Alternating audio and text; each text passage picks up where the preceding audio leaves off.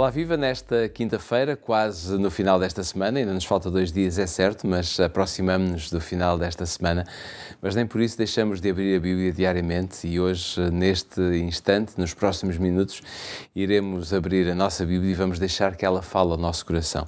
Para isso, escolhi 3 passagens das Sagradas Escrituras, uma em Pedro, outra em Isaías e outra também em Malaquias, 2 livros do Velho Testamento, para depois podermos fazer aqui algumas comparações e podermos ver o que é que estes 3 escritores, Pedro, Isaías e Malaquias, escreveram sobre este mesmo assunto que temos debatido aqui e que é tão importante para todos nós. Então, se tiver a sua Bíblia à mão, poderá abrir em 1 de Pedro, capítulo 4, para lermos os versículos 17 a 19. 1 de Pedro, capítulo 4, 17 a 19 diz: porque já é tempo que comece o julgamento pela casa de Deus. E se primeiro começa por nós, qual será o fim daqueles que são desobedientes ao Evangelho de Deus? E se o justo dificilmente se salva, onde aparecerá o ímpio e o pecador? Portanto, também os que padecem, segundo a vontade de Deus, encomendem-lhes as suas almas como ao fiel Criador, fazendo o bem. Esta é a primeira passagem. Quero convidá-lo agora a abrir a sua Bíblia em Isaías capítulo 10, para lermos os versículos, Isaías capítulo 10, para lermos os versículos 11 e 12, estou aqui meio baralhado nas minhas notas, porque tinha aberto aqui em Isaías capítulo 40 e não, é capítulo 10. Vamos então abrir rapidamente no capítulo 10 para lermos os versículos 11 e 12. Diz: porventura, como fiz a Samaria e aos seus ídolos, não faria igualmente a Jerusalém e aos seus ídolos? Por isso acontecerá que, havendo o Senhor acabado toda a sua obra no monte de Sião e em Jerusalém, então visitarei o fruto do arrogante coração do rei da Assíria e a pompa da altivez dos seus olhos. Por fim, convido a abrir a sua Bíblia também no pequenino livro de Malaquias, o último livro que se encontra no Velho Testamento, para lermos no capítulo 3, e agora sim, o capítulo 3 de Malaquias, e podermos ver aqui a passagem que está escrita nos versículos 1 até ao versículo 4. Malaquias 3, versículos 1 a 4, diz: eis que eu envio o meu anjo, que preparará o caminho diante de mim, e de repente virá ao seu templo o Senhor, a quem vós buscais, o anjo do concerto, a quem vós desejais. Eis que vem, diz o Senhor dos Exércitos, mas quem suportará o dia da sua vinda? E quem subsistirá quando ele aparecer? Porque ele será como o fogo de ourives e como o sabão dos lavadeiros.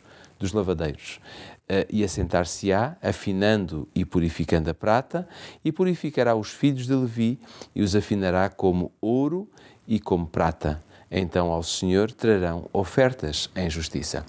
Pedro, lemos 3 passagens, um bocadinho extenso, é certo, mas podemos fazer talvez aqui uma comparação entre estas 3 passagens, o que é que elas 3 têm em comum? Eu penso que foi interessante podermos fazer aqui esta leitura comparada para percebermos melhor que o primeiro que lemos, claro, no estudo que estamos a fazer do apóstolo Pedro, da sua primeira carta, é uma ideia que é claramente corroborada ao longo da Bíblia e especialmente no Antigo Testamento encontramos muitas vezes Deus enviar essa mensagem através dos seus profetas. E a mensagem, no fundo, é clara. É que o processo de juízo, nestas várias passagens, ele é retratado ou apresentado como começando pelo povo de Deus. E é interessante ver que ele aqui começa também com uma urgência. Já é tempo, não é? Precisamente. Este sentido é tempo que o povo de Deus se prepara, precisamente porque ele está a ser julgado, porque o juízo de Deus vai começar. E ele começa pelo seu povo. Pela casa de Deus. Começa pela casa de Deus, é a expressão que ele usa. O profeta Isaías vai precisamente falar do seu povo, por Levi, os filhos de Levi, e Malaquias refere precisamente a esta mesma ideia. Portanto, Deus está a procurar, Deus faz juízo constantemente, porque Deus é um Deus de verdade. E diante do Deus Criador, que é um Deus de verdade, as ações, as escolhas dos homens, seus filhos, elas são constantemente manifestas. Por isso, é certo que a Bíblia nos apresenta momentos específicos em que o juízo de Deus se manifestará. Por exemplo, a vinda do Senhor Jesus à Terra, a sua segunda vinda, é um momento de juízo executivo. Nessa altura já será feita uma escolha. Portanto, Deus vem e executa o seu juízo, uma vez que leva consigo aqueles que lhe foram fiéis. A Bíblia apresenta o juízo final. O livro do Apocalipse é claro na expressão dessa grande verdade de que Deus regressará com os justos à Terra e aí haverá um juízo final. Também a natureza dele também é executivo, mas ele será final porque já não há mais retrocesso. Ou seja, aí a Terra será purificada de todo o mal, não é? A Terra é totalmente purificada, portanto é um juízo final. Na segunda vinda de Jesus Cristo, o juízo ainda não é final, uma vez que ainda não será destruído o mal, embora seja já há uma natureza executiva. A Bíblia também nos dá luz suficiente, embora aqui não o temos tempo para o explorar, mas apenas para ilustrar que há diferentes formas do juízo ser apresentado e a Bíblia apresenta-nos claramente este conceito de que o povo de Deus, em particular, está a ser julgado num tempo do fim, um tempo especial que antecede a vinda do Senhor Jesus. Mas, de uma maneira ainda mais alargada do que esta, nós podemos dizer que toda a terra, mas em especial a casa de Deus, ela está continuamente sob juízo de Deus. Porquê? Porque Deus é o Deus que nós sabemos ser omnipotente, portanto, ter o conhecimento, ter todo o poder, mas também omnisciente, sabe todas as coisas. E, portanto, diante de Deus, a nossa vida está numa constante abertura. Claro. Mas este julgamento é sempre um julgamento para libertação. Para o povo de Deus, é um julgamento de libertação. É claro que quando Deus, em alguns destes juízos profeticamente apontados, Ele está a chamar o seu povo para esta verdade, porque se calhar muitos deles não estão prontos.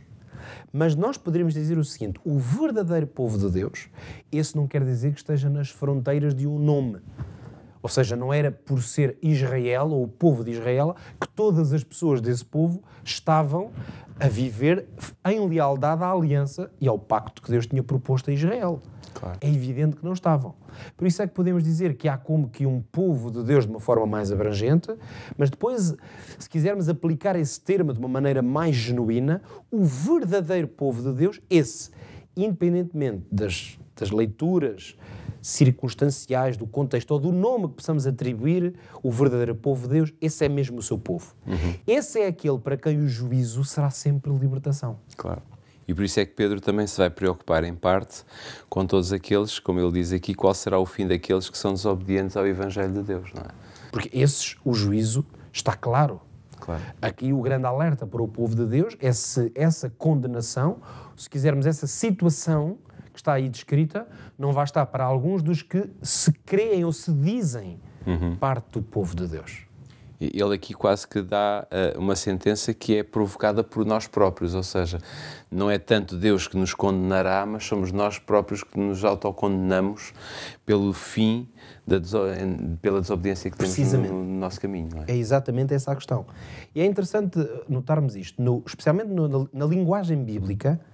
Para nós hoje, talvez não seja tanto assim a maneira como usamos a palavra juízo ou julgamento, mas no contexto bíblico, o juízo normalmente é uma palavra, um termo, um conceito que implica alguma coisa que é desejada. A maior parte das vezes é assim que a palavra aparece na Bíblia, associada a uma coisa que é boa, que é desejada. Um exemplo disto interessante está na parábola, uma das parábolas que Jesus conta, que eu até gostava de ler aqui. Ela encontra-se em Lucas no capítulo 18. É uma parábola bem conhecida, tem precisamente a ver com o julgamento, porque é do juiz. E a parábola de Jesus, logo a partir do primeiro versículo, diz que Jesus contou-lhes uma parábola sobre o dever de orar. E depois a história diz assim: havia numa cidade um certo juiz que não temia a Deus nem respeitava o homem. Havia também naquela mesma cidade certa viúva que ia ter com ele dizendo: faz-me justiça contra o meu adversário. Por algum tempo não quis atendê-la, mas depois disse consigo: ainda que não temo a Deus nem respeito os homens, todavia como esta viúva me molesta, hei de fazer-lhe justiça, para que enfim não volte e me importune muito. Disse o Senhor: ouvi o que diz o injusto juiz.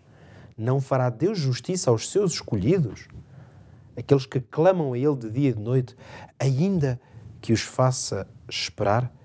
digo-vos que depressa lhes fará justiça. Nota então que a parábola vai usar até um exemplo negativo, ou seja, de um juiz que na história Jesus assume que era um juiz iníquo, portanto é como se ele não fosse uma boa referência, mas ainda assim o que é que acontece? Esse juiz, mediante a insistência, acaba por fazer justiça. Então Jesus usa um exemplo negativo, mesmo se o resultado é bom para a viúva, mas de um homem que não era temente a Deus, para dizer o quê? Quanto mais Deus não vai fazer justiça aos seus filhos, ao seu povo. Isto vem fazer o quê? Dar uma impressão de confiança no povo de Deus, de que o julgamento, o juízo de Deus é certeiro, é justo. Logo, aqueles que são tementes a Deus e que procuram viver de acordo com a sua vontade, ainda que tenham que atravessar as maiores agruras e sofrimentos nesta terra, porque esse é o contexto no qual estamos a falar esta semana, esses poderão estar confiantes de que a justiça de Deus se fará e o seu povo em especial, essa justiça é boa, porque ela é libertadora e traz as bênçãos que Deus tem preparadas para os que lhe são fiéis. Ficamos por aqui em mais um Bíblia Fala de hoje, sendo que amanhã é o último dia que vamos abrir a Palavra de Deus, nesta semana, mas fica desde já o convite para que amanhã esteja connosco, quer pela Rádio RCS, quer pelo Facebook da Rádio, ou até mesmo pelo Hope Channel Portugal. Até lá.